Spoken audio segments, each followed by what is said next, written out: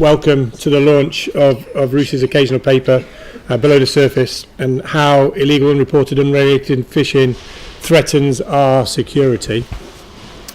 I've got to mention a few pieces of housekeeping. I think you've all recognised there's pretty much only one door in. If there is an emergency, the RUSI staff will guide us to the nearest exit, but I suggest you go that way, and I've got "Follow Me" written on my shoes, so you won't be far behind me, I don't believe.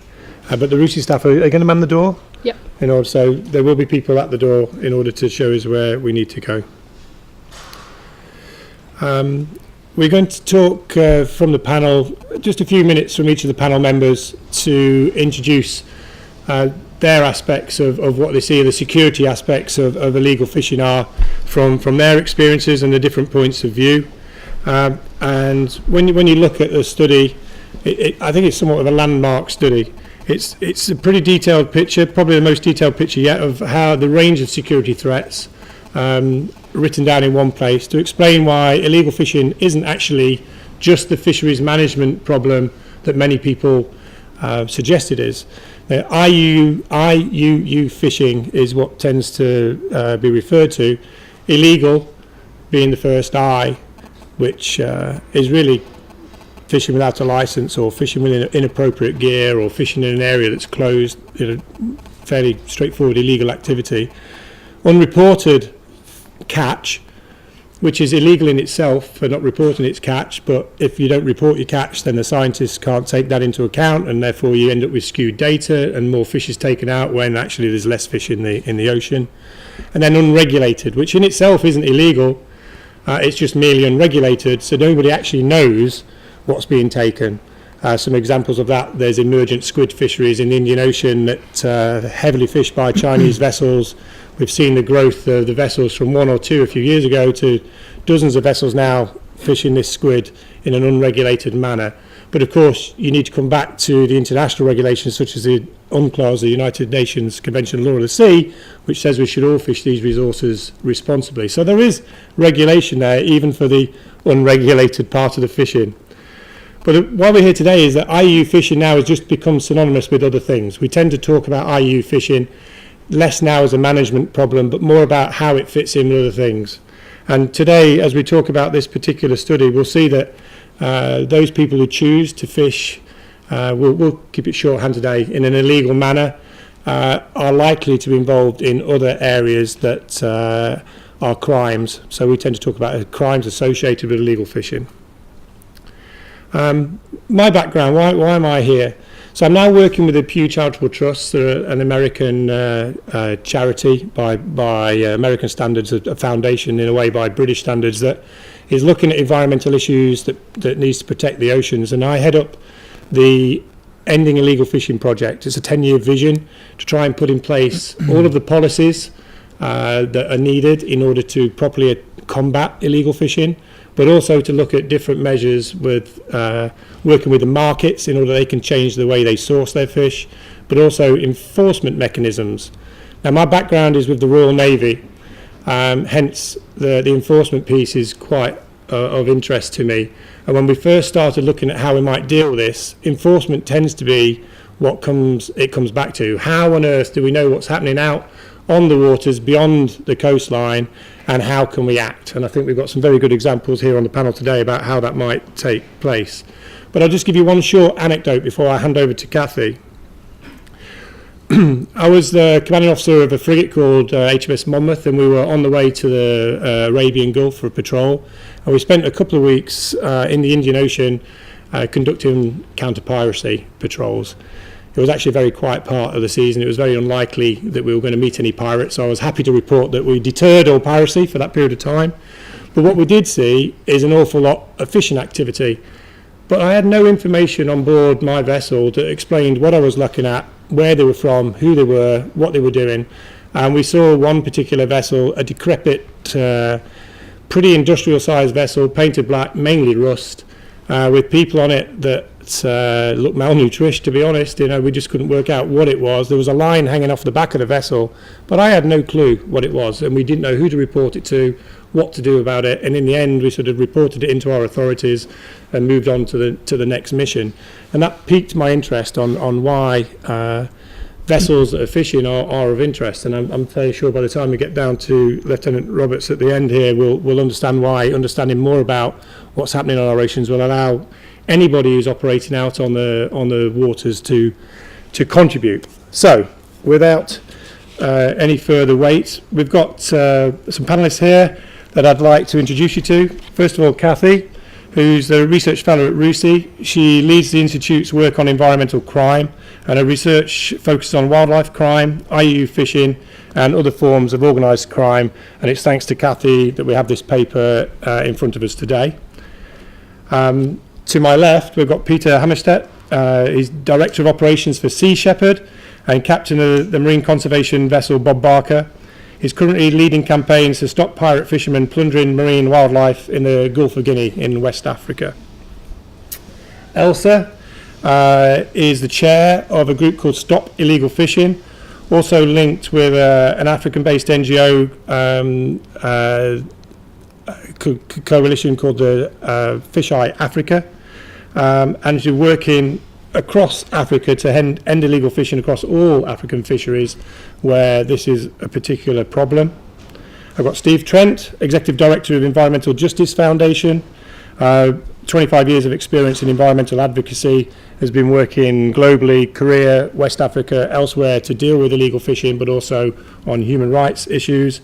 And then last but not least, Lieutenant Stephen Roberts, who's representing the European Union Naval Force that have been part and parcel of all the operations in East Africa, around the Horn of Africa, countering piracy, which they've done very successfully, but also maritime security aspects there that deal with illegal fishing.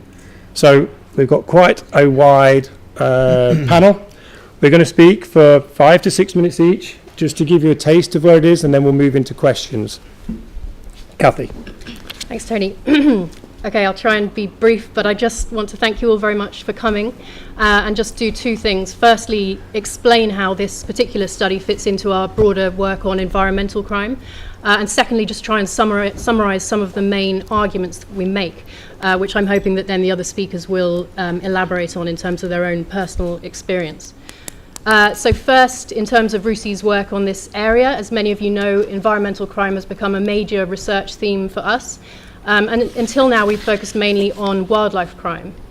But just over the course of the last year, we've been looking really closely at IUU fishing as well. And the paper we're launching today actually follows on very neatly from one that we launched back in January this year, which was on the security dimensions of wildlife crime. And we wanted to do exactly the same thing with the IUU fishing paper, so basically examine how IUU fishing is understood and actually plays out in reality as a security threat. We found that there were actually major differences between wildlife crime as a security threat and how that's been understood, and IUU fishing as a security threat. The wildlife paper's on sale outside, by the way, so you can get that there as well. But in that case, we found that there was a lot of very sensationalized narratives that had emerged around wildlife crime as a security threat. The links to terrorism, the links to conflict actors, and that in many cases there wasn't actually very much evidence to support those narratives. But in the case of IUU fishing, we've actually found pretty much completely the opposite. This is not largely seen as a security issue, and we haven't seen those same myths and misperceptions grow up around it. In particular, we found it very striking that IUU fishing is generally not viewed as transnational organised crime. It's not viewed as a financial crime threat. It's largely treated as just something of a regulatory issue. It's seen as a matter for industry regulators, not for security actors, and it's often viewed completely in isolation from other crime types. We argue in the paper that view of IUU fishing is really completely flawed. We argue that there's a big disconnect between how IUU fishing is seen and perceived and often responded to, and actually how that plays out in practice. We argue in particular that large-scale IUU fishing should be recognised as transnational organised crime. Much of the IUU fishing activity that we see today involves sophisticated techniques employed purposefully to exploit weaknesses in fisheries laws, The techniques that we see require advanced planning and investment that only globally operating transnational organised crime groups can provide. And the estimated volumes of illegally caught fish actually really speak to this as a transnational organised criminal industry. We're talking about 11 to 26 million tonnes of fish caught illegally each year, amounting to a value of 10 to 23.5 billion US dollars per year. And I'm hoping that some of the presentations we'll hear shortly will really illustrate that it's not a matter of, individual fishers acting out of opportunism or desperation. That can happen in many cases, but the bulk of this huge amount of fish caught illegally is a matter of transnational organised crime. We also argue in the report that there needs to be much greater awareness of the links between IUU fishing and other crime types. As I mentioned, IUU fishing is generally seen completely in isolation, but in the paper we actually show that there are huge numbers of overlaps. In many of the cases we've seen there are overlaps, particularly with economic crime types like corruption, large-scale tax fraud, money laundering, and also links to crimes like human trafficking, modern slavery, and drug trafficking. But the problem is that these links are not widely known and they're often not considered in responses. And in particular, it's common that frontline officers are not trained to recognise the symptoms of other crimes happening on board fishing vessels. So modern slavery, human trafficking, it can be very difficult to recognise those symptoms and also to differentiate between victims and perpetrators on board vessels. Money laundering linked to IUU fishing, similarly, it's not seen as a major financial crime risk. In many countries that are very strongly affected by IUU fishing, it's not predicate crime for money laundering, and IUU fishing is not very often considered in those countries' national risk assessments. I won't say much more than that, but I'll leave the others to speak from personal experience. But I would just say that the report will be available outside after the event, and I would look forward to any of your feedback. Thank you, Kathy. So, I believe we've got a short video and some points from Steve. I think what I'm going to do is actually talk to you for a little bit and then show the video so I can be sure that I'm on time. In case anybody has any doubt that IUU fishing has links to organised transnational crime, then I would urge you all to look at the situation in Thailand, where you've had a systematic series of abuses that have been endorsed by official authorities, statutory agencies of the state, private companies and operators across the region in one way or another. And that's what I want to talk about today very briefly, to give you an illustration that lives in the real world.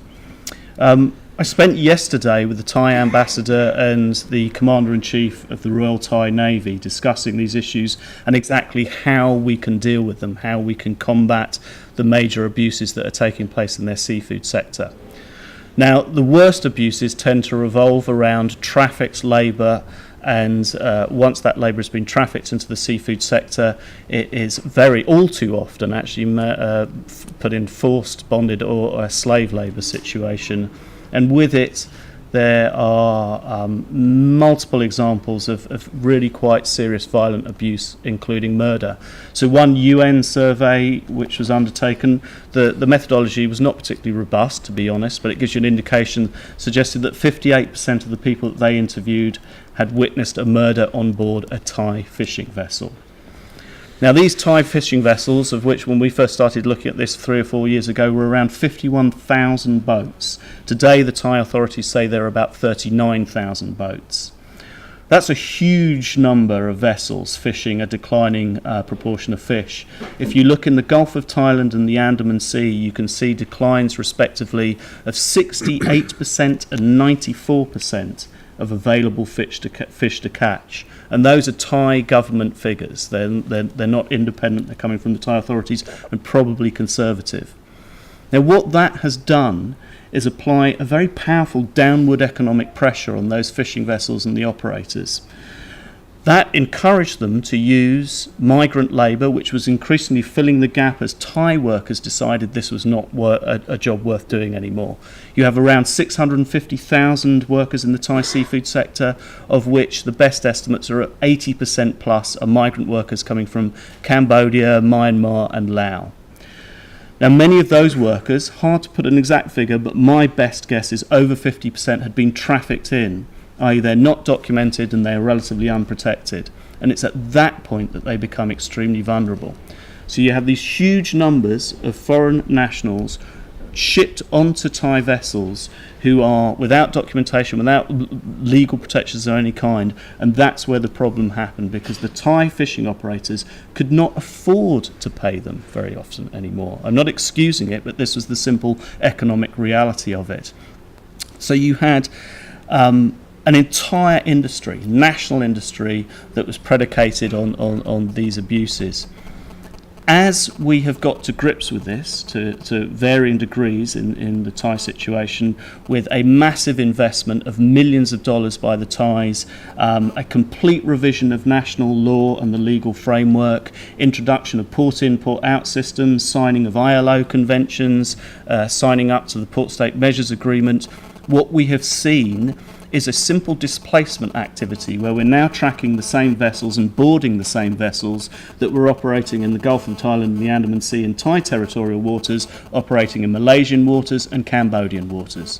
And we've seen the same thing, as I'm sure my colleague will say later, in the Gulf of Guinea, where you deal with a problem in Sierra Leone and the boats move up or down to Liberia or Guinea-Conakry or wherever. They're simply targeting the weakest point, if you like. So that's the nature of it. You have these abuses. It involves, I cannot stress enough the profound violence, use of extreme violence in Thailand. That was their measure for control. It is inherently transnational. They are moving across borders, and as I mentioned, we're now documenting not only the boats fishing in foreign territorial waters, but we're also documenting the fish being landed in foreign ports, put onto refrigerated lorries, and then driven across the border back into Thailand to be exported out into international, global seafood supply chains. It is a global problem. That one illustration that I give you, that crucible of the problem, actually has ramifications on a very huge scale. So, because I've been ordered by Commander Long to keep to my time, I'd like to show you just a brief film. We've kept it simple, but I think it does give some illustration of what the issue is on a larger level.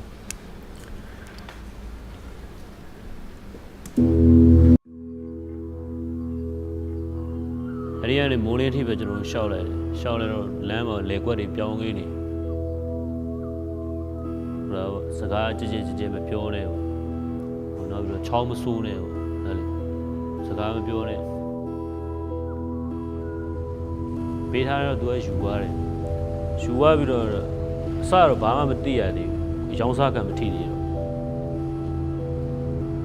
စိတ်တက်အားကြပါနောက်ပြီးတော့လည်းကိုပေါ့ငရဲကြအဲ့လိုစာရောက်ခတာအဲ့လိုခံလိုက်ရနောက်ပိုင်းကျတော့လေထဲမှာတော့စာရောက်ခတာမလုံတက်ခင်တော့အရိုင်းနဲ့တော့နည်းနည်းခံရတယ်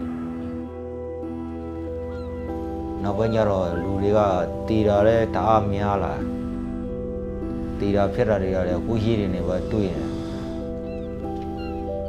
မလွတ်လွတ်အောင်ရုံးတယ်ကျွန်တော်ဟိုပင်လယ်ထဲမှာလည်းထွက်ပြီးမိလာတော့လူကဟိုထူလိုက်ရိုက်လိုက်နေပဲအေးသွားတော့အဲ့ဒီကစဉ်းစားတော့ကုန်းမရောက်တော့ကျွန်တော်မရရောက်ပြီးမယ်ဆိုပြီးပြီးတယ်ကြာပြီပေါ့ဟိုလောက်ရှိပေါ့5-6နှစ်လောက်ရှိပြီ Illegal, unreported, and unregulated fishing is happening on a vast scale around the world, with as many as 1 in every 4 fish being caught in this way. Much of this is transnational, crossing territories and occurring far offshore on the high seas. These pirate fishing vessels are plundering what's left of the world's priceless marine resources. Unmonitored and uncontrolled, pirate fishing vessels often target endangered and threatened species, discarding less commercially valuable fish and using destructive fishing methods, which can have devastating impacts on fragile marine ecosystems. Many rarely return to shore, using motherships to supply crew and transport fish to port. But their impact extends far beyond the oceans. All too often, IUU fishing vessels are used by criminal enterprises to facilitate transnational crime, such as drug smuggling, gun running, and human trafficking. Many use forced, bonded, and slave labor to maximize their profits and minimize any overheads. A lack of transparency in the global fisheries sector makes this an attractive, low-risk option for criminals and unscrupulous fishing vessel operators. Simple steps could be taken to ensure greater transparency in global fisheries and prevent illegal fishing boat operators from exploiting our oceans for criminality and financial gain. Mandatory vessel monitoring systems, publicly available license lists, mandatory use of digital logbooks, crew manifests and catch, landing and license certificates made publicly available. A global record of fishing vessels based on unique vessel identifiers wherever possible using IMO numbers. These simple, achievable measures would revolutionize global fisheries by better protecting fish stocks, defending victims of crime and human rights abuses, and protecting consumers from inadvertently funding illegal activities.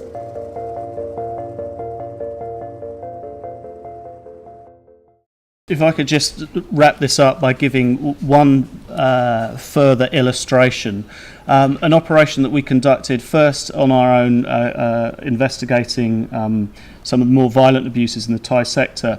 We targeted somebody who was working in Kantan province. He was the mayor, the chair of the police oversight committee, the chair of the local fishing association.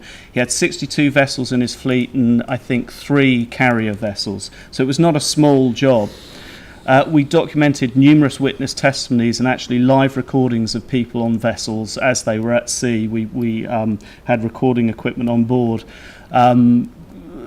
Illustrating the violence and on a number of occasions the murders. We provided that information to the Thai Deputy Prime Minister and his team at a private meeting, and they then worked with them, their Department of Special Investigations, to secure a successful prosecution of this gentleman who was subsequently, along with others, locked up for 14 years. So that's the seriousness of the crime. And at the end, I'd just like to say that it's not unique to Thailand. I think you can find some crimes in, dare I say, UK territorial waters that could be described as transnational, fairly severe. You could certainly find crimes in most of the waters where we're at sea, where we're on boats, irrespective of the jurisdiction. I think that sets it up quite nicely, and we're going to hear some more stories that explain the seriousness of the matter. So over to you, Peter. Thank you very much, Commander.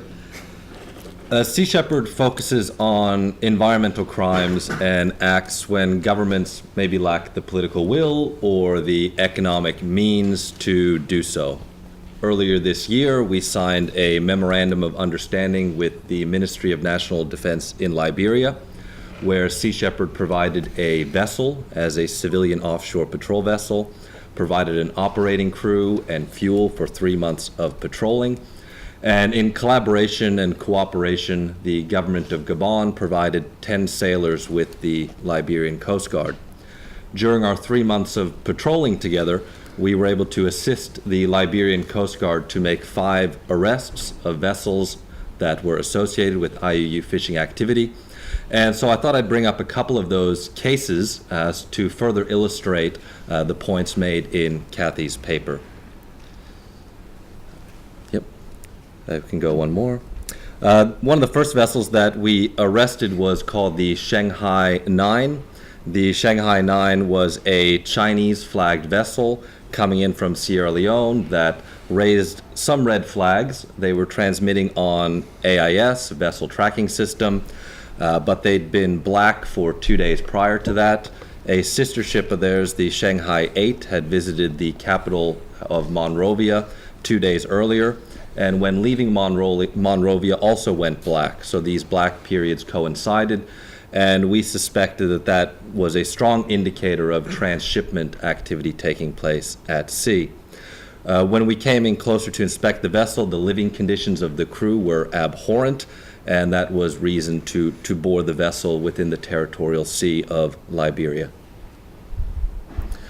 About 20 crew on board who were from various African countries, predominantly Sierra Leone and Ghana.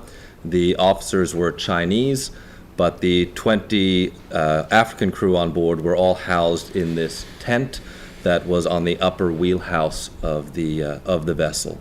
And as we turned the lights on in this accommodation tent, you could see the deck literally move with the mites and cockroaches and other pests that were sharing this so-called accommodation space with the crew. There was one more member of the crew on the crew list than was accounted for. There was a Chinese gentleman missing, and the Chinese captain, who you can see in this picture, could not explain where this individual was. We suspected that that person was moved from ship to ship, but as Steve has certainly done in a lot of investigations, murder does prevail at sea. Fishing is one of the most dangerous professions in the world, and certainly when it comes to illegal fishing, the danger increases exponentially. This vessel, the Shanghai 9, was coming in to offload a cargo of fish in Monrovia. One day after the vessel was arrested by the Liberian Coast Guard, the coordinator for the Bureau of National Fisheries in Liberia sent a letter to the Minister of Defense asking that the vessel be released, saying that it had a permit to bring the fish into Liberia.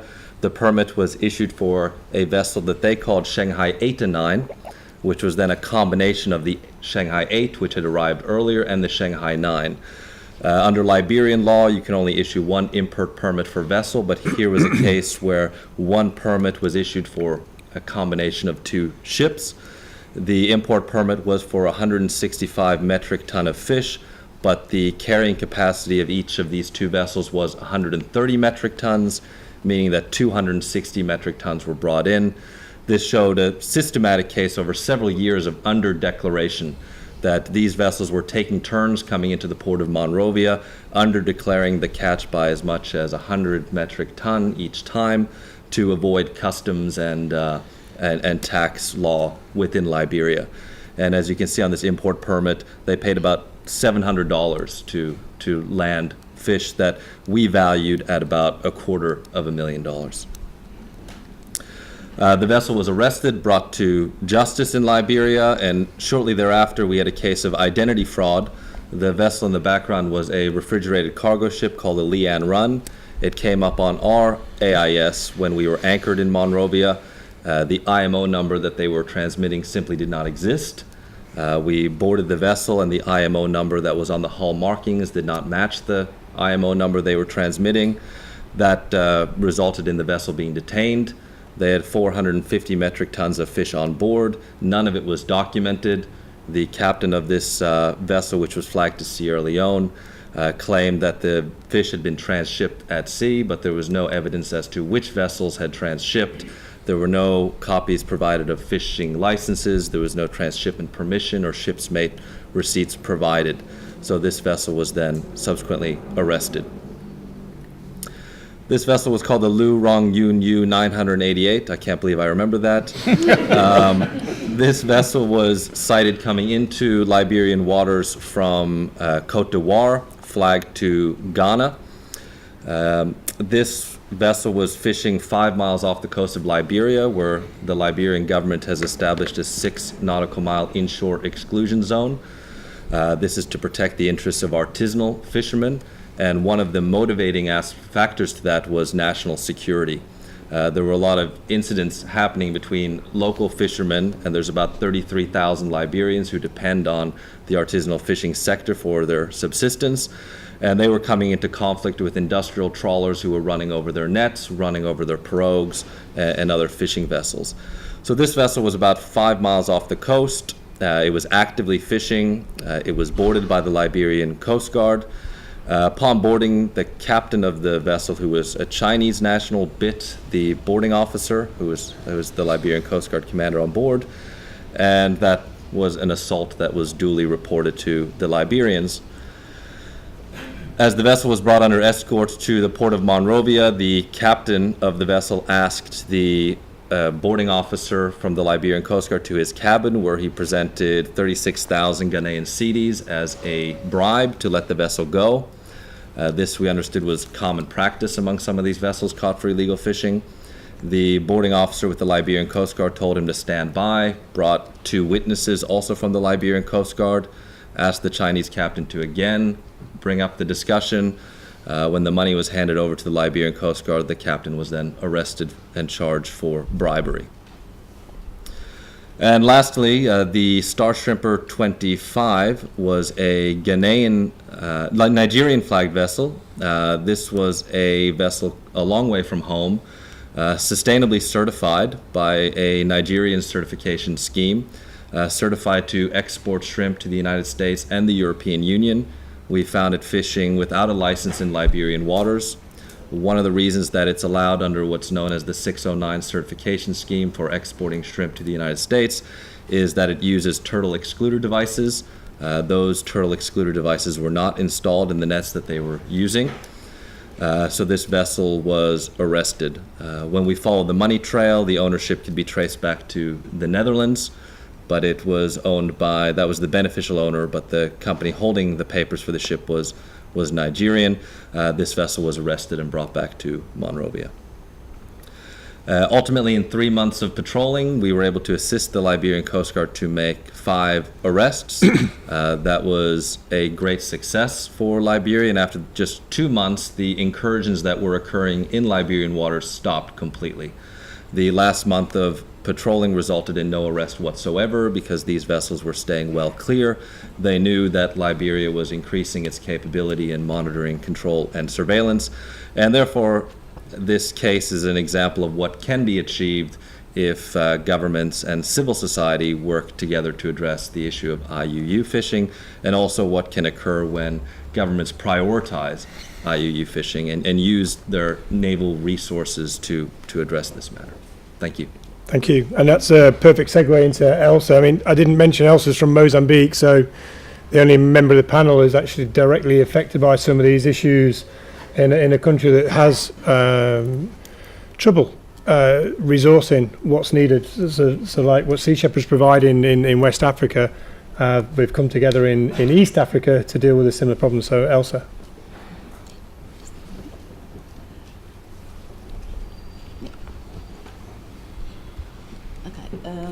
Thank you.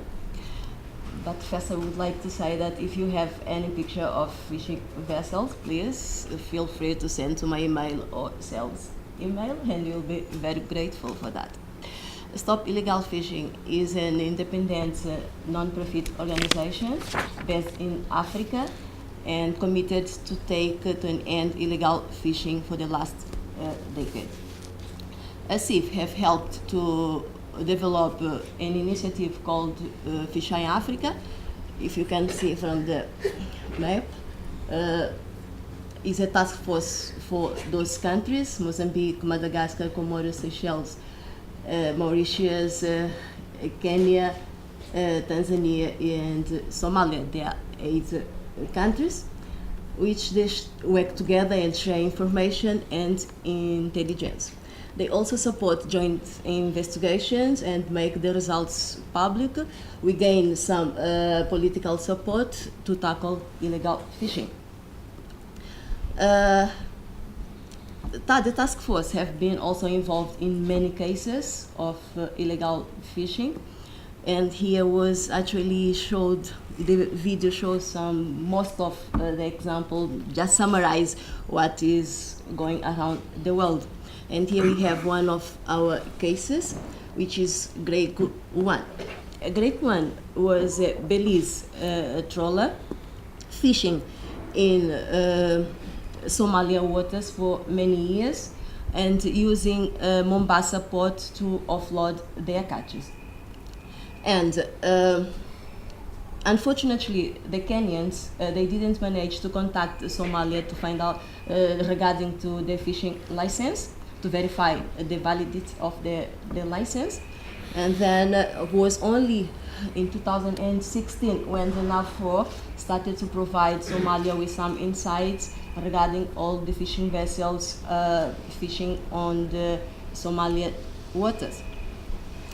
And was through investigations, Fish Eye found that the Greco 1 and his sister vessel Greco 2 they were listed as scrapped vessels, and for that they had received 1.4 million euros under the EU capacity reduction, was also able to identify the owner of the vessel. The case is still ongoing, and the investigation is regarding now for a potential link for the scraping and to verify the identity, the real identity of Greco 1, which was fishing in Somalia waters. As well, the information provided by NAVFOR was actually very vital and was focused in that time in maritime security of the coast of Somalia.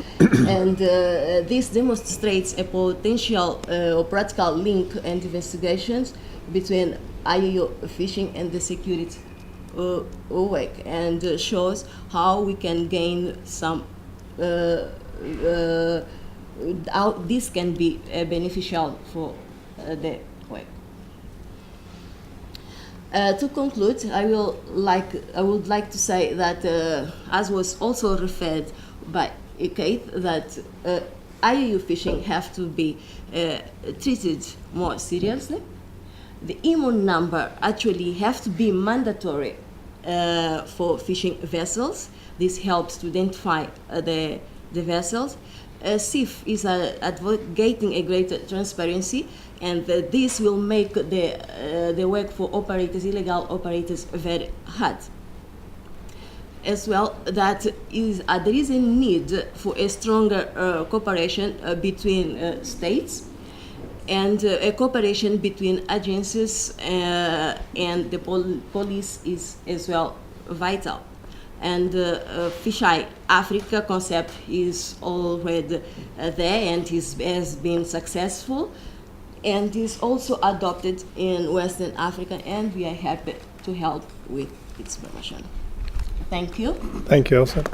The Greco case is a really interesting case, and hence we've got Steve Roberts from the EU NAVFOR to speak next. But for me, looking from the outside back into the military, it's one of the first examples where we've seen a task force that's there for one reason, countering piracy, finding itself actually looking at the maritime domain across the whole, and actually looking at illegal fishing as part of that security aspect. So I think some of the points that Elsa brought out, we can take further questions on later, but over to you, Stephen. Thank you.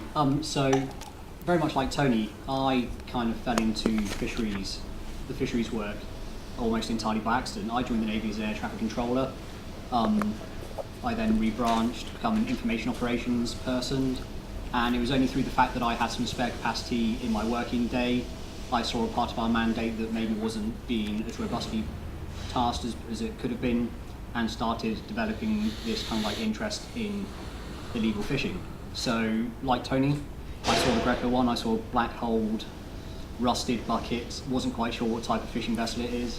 Now I know a lot more about what type of fishing vessel it is and the others like it, but this is entirely self-taught. When I first turned up and started working on my desk, I had no information about fish apart from how to eat it. Going to the Greco 1 case though, this is just a vessel that we saw many times when we patrolled up and down the Somali coastline. Now, we are a counter-piracy task force. We do have a fisheries monitoring aspect in our mandate. And this ended after one of our mandate revisions after a couple of years of operation. However, the mandate actually is quite restrictive in what we do. Steve, you have to speak up a little bit just to get to the back. Project, sorry. So the restrictions in the mandate essentially restrict us to only observing fishing activity. There is no other reporting that we can do on these vessels, and what that essentially means is that we observe where they are fishing, if they are fishing, because if they're not fishing, they're just a vessel. We then take images of them if possible, and then we can tie that into the observed data to get a package of information on the activity happening in that location. We are further restricted by the fact that we are only allowed to report our fisheries data to a specific commission entity in Brussels. And in our mandate, it didn't even name the commission entity we were to report to. So one of the initial problems I had to overcome was to find the body in Brussels that would be the correct recipient for our information. However, this eventually happened, and we then started the regular reporting back into Brussels of our fisheries observations. But again, this is just restricted to the imagery and positional data of the activity ongoing. So we wouldn't even know what to look for, let alone be allowed to report on any of these other crimes that have been highlighted by other members of the panel. And this essentially comes down to the political will which we're handed for the direction that we do under our counter-piracy mandate. Now, having the specific Somali perspective, you then combine this with the fact that Somalia, it's been under, obviously, atrocious civil war for 20, 30 years. Previous to that, I would say our league ads have said that the fisheries legislation before Somalia went into civil war was fairly weak. It has improved, but it's still not anywhere near strong enough for a naval task force conducting counter-piracy operations under a limited political will to do anything other than what we're allowed to do. So you have an ungoverned space, you have, as already been highlighted by members of the panel, you have unscrupulous people from around the world who, due to downward economic pressure on various fuel prices, labour costs and all those kind of things, have got ever tighter margins, and they have to go further and further afield to make any kind of specific profit. So when we look at the Greco one, we discovered it fishing, it got detained, and it was fined. You'd think that would be a successful resolution of the situation. But when you look at the fact that the fine levied on the vessel was around about 20 to 25% of the total vessel catch by value, that's hardly a deterrent. So the owner of the vessel has still made a couple of $100,000 and lost a tiny fraction of it. And this comes again back to the weak legislation in Somalia, I believe. We are tied by what we can do, but while there are still these spaces that can be exploited, there will be people to exploit them. And the only way that anything will ever change is if the direction we get from above is better focused in areas where these concerns lay. Because we can only do what we are instructed to do by our political masters. And I think that's where I'll end it before we go into questions. I think that's quite a nice ending, Stephen. Thank you. I mean, there's no doubt in my mind that illegal fishing, IUU fishing, is a cross-government, cross-international boundary problem. And there's no way that we're going to deal with this as an issue unless, first of all, we work together with our own governments, but also work properly across international borders and basically cut them off. While illegal fishers move across borders that we recognise but they don't, they're always going to find a loophole. So that's really where I think this paper is aimed to take us. There's going to be a follow-on. This paper is the broad brush, but we're going to follow on with the support of Pew into a paper that looks specifically into Southeast Asia, and then probably soon after that, one that looks at East Africa initially, and potentially further afield to there, to try and put some real emphasis on the different areas where governments can work. Just a few highlights. We're working with the British government at the moment to see if we can access the 0.7% of overseas aid budget to be appropriately used to drive the benefits of such coalitions as the Fish Eye Africa. If we can get these nations to appropriately monitor and control their waters, they can then appropriately draw on the resource, which can then subsequently start to allow them to fund their own proper surveillance of these waters, and then you get a self-fulfilling prophecy. But at the moment, we're having trouble kick-starting those countries that need to protect the resource most. They're just unable to get there. It needs a sort of a paradigm shift in the way we approach illegal fishing globally, and that example stretches to whether East Africa, West Africa, and into the Middle East. So with that, I think I've given you a few moments to gather your thoughts. Do we have any questions?